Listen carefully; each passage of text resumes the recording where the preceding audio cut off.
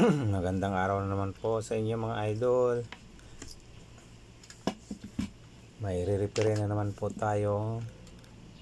GME for the box. Bago lang daw po ito. Bigla lang daw pong nag-black out. Bigla lang daw namatay.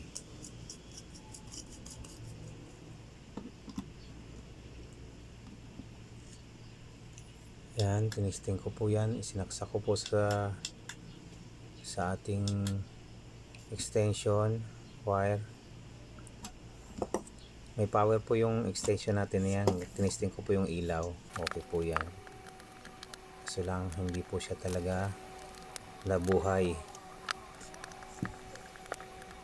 Kaya binuksan po natin yan.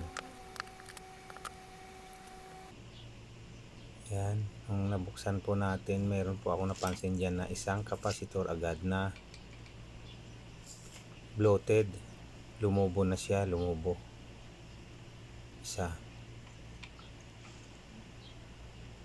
Kaya dyan pa lang, alam mo na kagad kung ano yung sira.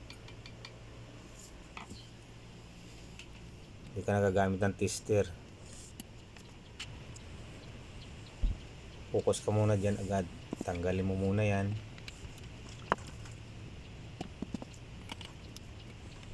Tapos palitan mo kung anong voltahe niyan at saka kung ilang UF yan. Ganun din ang ipalit mo.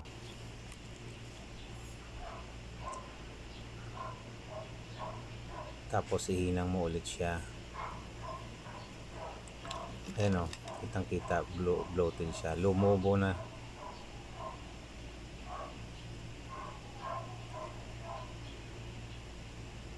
Ayan. Nagkakaganyan yan ng for the box kapag nasusobrahan sa gamit.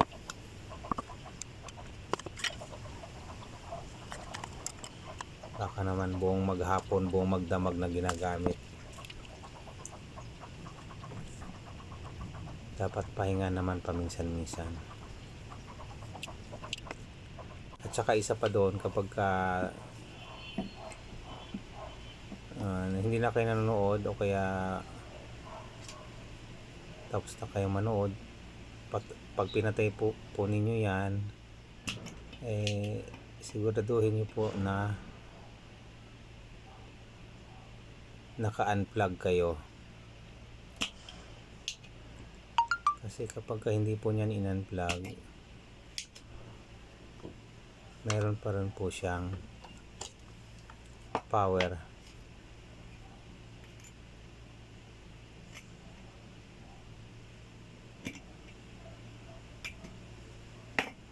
Ayan, hinanapan ko po yan ng pampalit na kapasitor bago.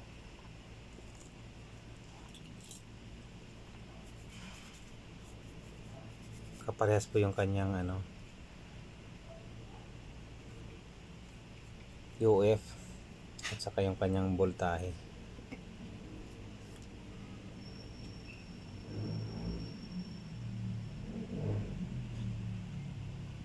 Ayan o,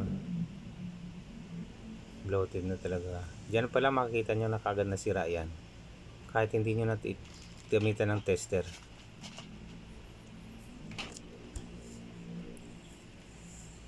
Kasi lumubo na talaga siya.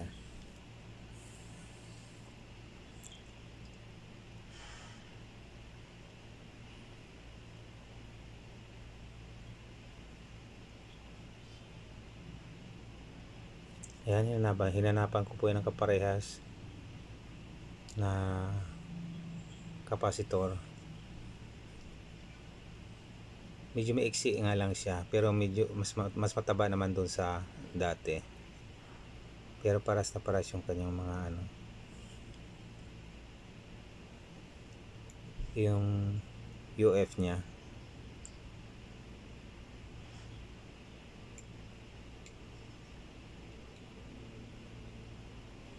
Microfarad saka yung kanyang voltahe.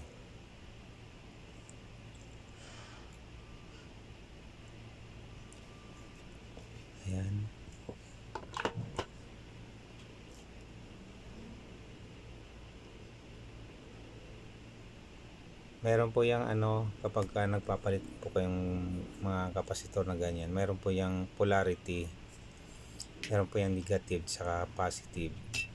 Siguraduhin nyo po na nandun kayo nakasunod sa kanyang polarity.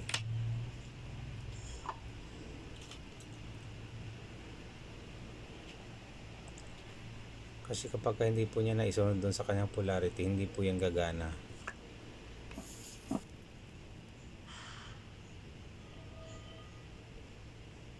Tapos ihinang nyo lang po siya ng maayos, yung hindi po siya gumagalaw sa kanyang board.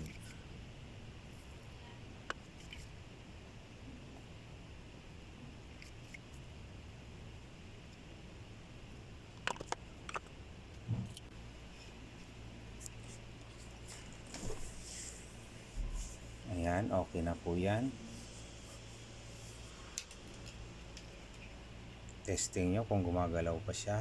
Kapag hindi na, okay na yan. Pag gumagalaw po, dagdagan nyo po ng pagkakahinang.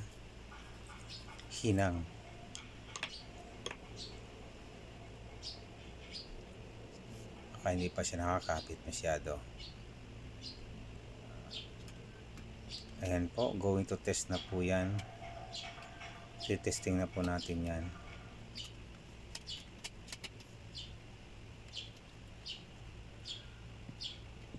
Titingnan natin kung yun nga talagang sira. Kapag hindi pa rin siya nagka-power on, meron pa pong sira yan. Hindi lang po yun.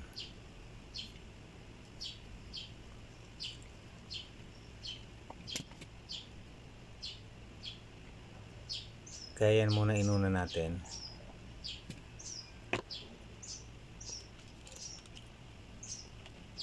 Kasi yan ang visible na ating nakita. Kaya wag nyo muna siyang tatakpan. Iayos nilang muna siya dyan na nakatornilyo lang muna siya. Huwag nyo muna tatakpan para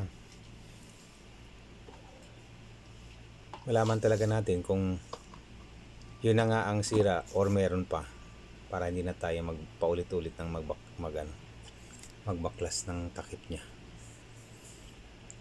Ayan, nagka power on na po siya, so ibig sabihin yun lang talaga ang sira niya.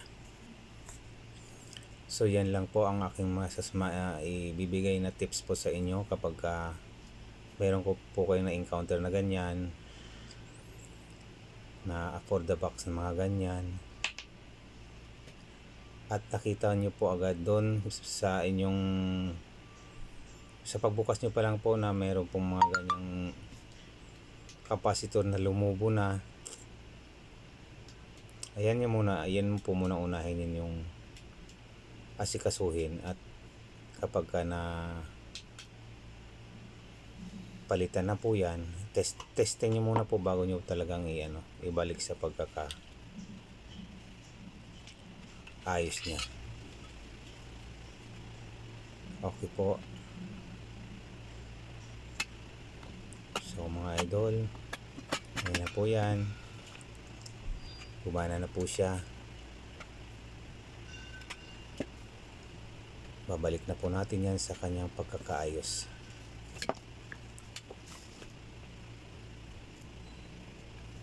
So mga idol, maraming salamat po ulit sa pagsama po sa akin.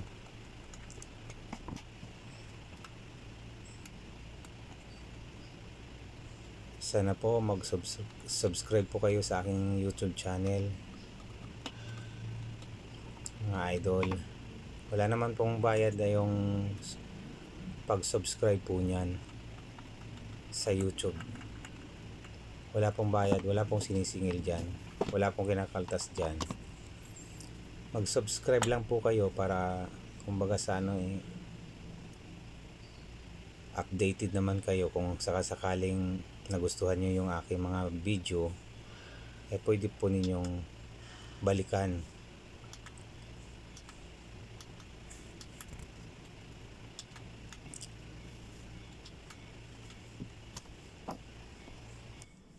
So ayan mga idol, okay na po yan. Maraming salamat po.